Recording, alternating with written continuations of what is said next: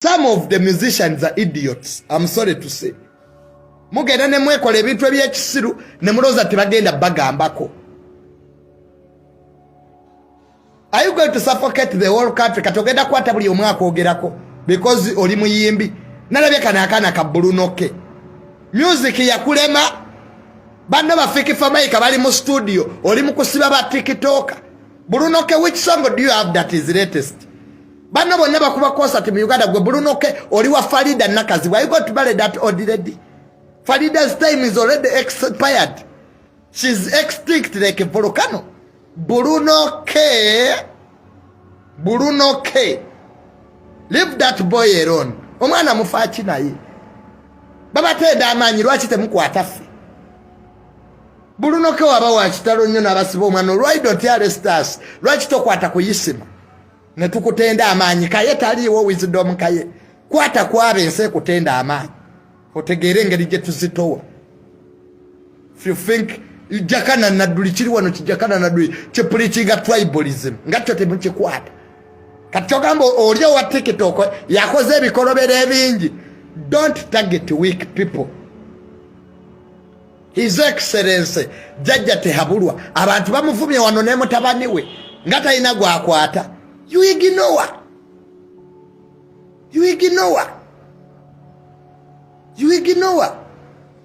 Wano sana sajja kabaka bamuvumanga mulwadde. Did they arrest anybody? People ignore. Esi okunuma. Mu Uganda muna bantu abatayina maanyi bebagala okwolesa amaanyi. Those who don't have power, they want to show people that they have power. That's the problem of this country. Wano mama kadaga bamuvuma mukaluluko gwa speaker yakwatani chokanga nabamuvuma banene mwena alemu. So people Brunoke and those musicians abatadde fayiro ku mwana oyo wa TikTok, it is not worth it. Concentrate on your music. Tukwetesaizinga kamiliyoni wano tusiba tumkwetesaizinga ze wano navumako yes amuvuma nagamba bugambi kamiliyoni yali ya deposit nasanga era ne tunyumya buza wisdom kayoyo twavaawo bubinyo ne kamiliyoni yali eri na makindi yali kodinga nyimba ze nenyendayo buza wisdom kayo katono kati kamiliyoni azitire makindi nemugamba kamiliyoni, you are my friend. But is it tebampa byakwogera because I respect Chameleon yomu kubayimbi abasinga okuyimba mu Uganda is a legend. Nera ne muyisamu emboko basirya momwe atera sijja kulya momwe. So nze byekisiru byammwe ebyo mbu you are going to arrest mbu abantu mbu aboogera amazima mbu you don't want criticism, and that is bullshit. The sikati eri ku modernity.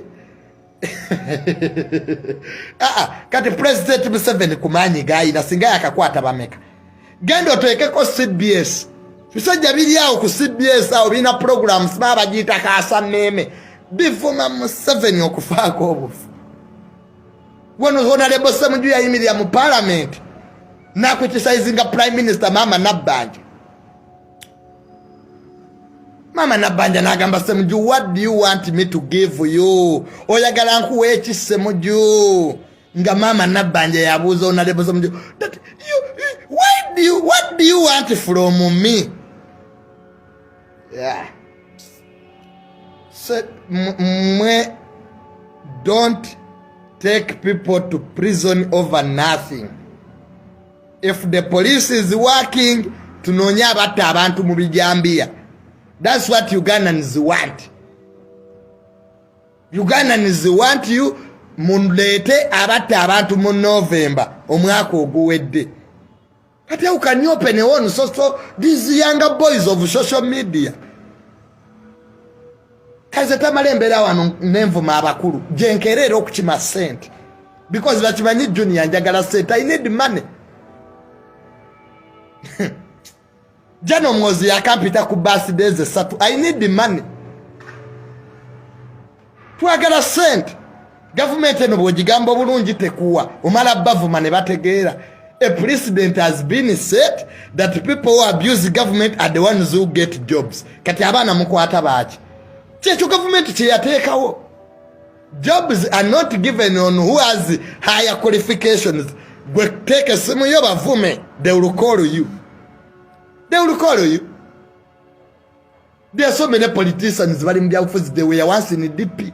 Kati abana mukwata baki. Mbo Bobi Wine mbo yatuma abavuma abantu ani agambye. Anyage Bobi Wine yali yatumyana. Namwe mulekerawo namwe ate okuwaayiriza moral fiber y'eggwanga lino yafa. And yafiira ku generation eziwedde. Bino byonna ebizibu bye tulimu olwaleero ku social media. Wosanga Frank Gashumba ne Wayisa Mufumbiro bali mu kwevuma. Big people. Kati omwana omuto omunenyeza ati. Wano ku social media ani atavuma. Nange tamale mpe mulanga nyize. Nange nvuma nga nyize. Gwe manyiro ndabe. Kati mbwera ja kundo pa mukoti nakuwe mudde. Ndaba na muzina obo tabana byakola.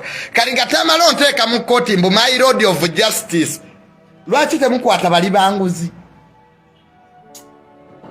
Nasi bantu amma kugira mtekera muchayi wa montabuliro mpaka kopa. Antu just kutujja ko nankani.